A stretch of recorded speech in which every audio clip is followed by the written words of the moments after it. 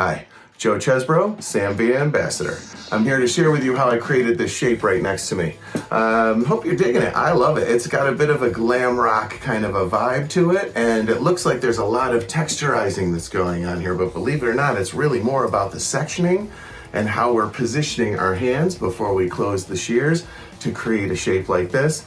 Hope you're excited about it as much as I am. Let's get into it.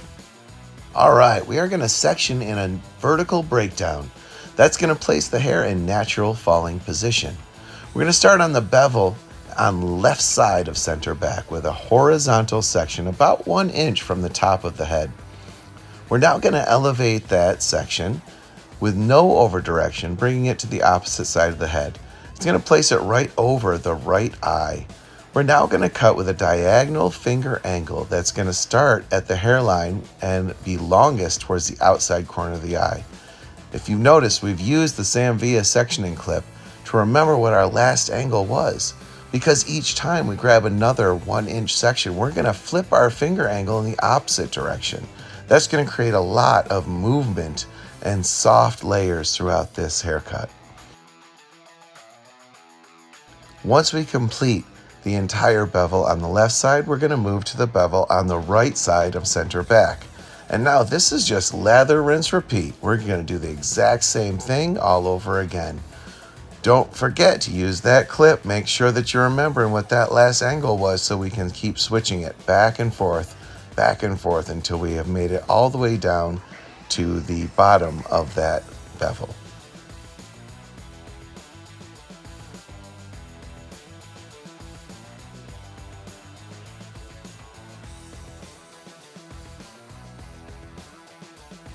Now that we've completed both of the bevels at center back, we're going to move to the bevels that come closer to the ear. Again, we start with a horizontal section. We're elevating with no over direction, wrapping or laying it to the other side of the head. We no longer have the hairline to rely on, so we picked up a piece from the high point of the head as our guide, and that's how we know what the shortest piece we're going to use as we cut with our volume or our length towards the front. Now we're picking up another section. We're getting a little close to the ear now. Notice how we drop out just a little section down at the bottom. That's going to make sure that we aren't putting any kind of hole in the perimeter. But then we just continue with that same pattern that we've been using, where we switch our finger angle back and forth until we reach the bottom of our section.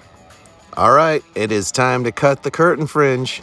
We're going to grab a little piece from the right and a little piece from the left. We're going to create our guide straight down the middle in center front using our Artist Series Sam Villa shears. We're cutting right about at the bridge of the nose. Once we've established our guide, we need to make sure that our body position is right at center front. This is going to make sure that our over direction from right to left and left to right is consistent to place our volume to the outside corners. We're elevating that hair now at 45 degrees above the horizontal. We're going to create a finger position, or how we hold the hair, at vertical, and a finger angle, or how we cut the hair, is even. Once that's established, we're going to stand still at center front, and we're bringing all of the hair from the right side into center, right back to that same stationary guide, and we're going to cut that hair. Once the right is complete, we're going to reestablish our guide at center front and bring the hair from the left into center front, cutting at that same stationary guide.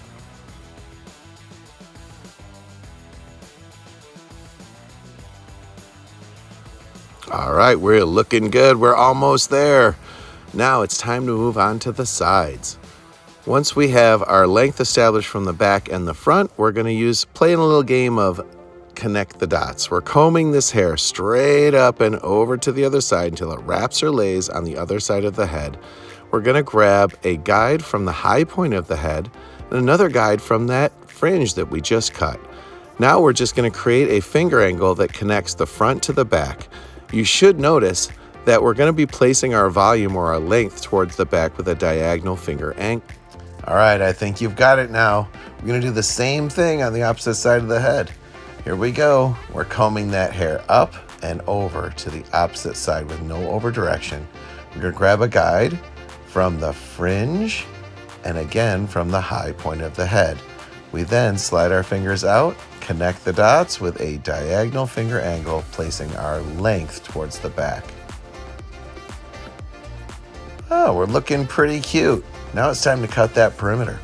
We just sectioned from the high point of the head to the top of the ear. We're going to clip that off out of the way.